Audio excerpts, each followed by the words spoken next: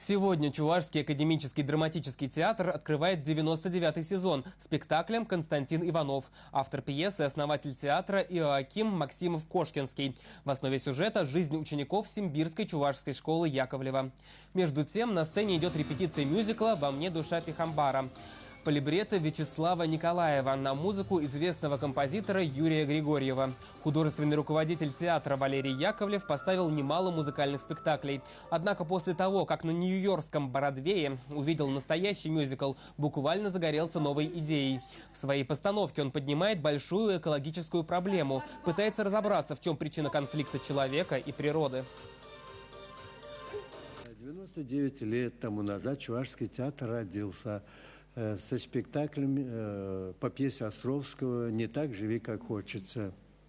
И мы решили, будет очень логично и правильно, если мы поставим заново, по-новому вот эту пьесу на нашей сцене. В плане будет пьеса Островского «Не так живи, как хочется». И, наверное, будут еще другие пьесы, которых мы ждем у наших драматургов. Театр, как я уже говорил, не может менять мир, но он может немножко, хоть может человека менять, если даже не менять, а помочь ему в этой трудной, сложной жизни, как-то согревать его душу,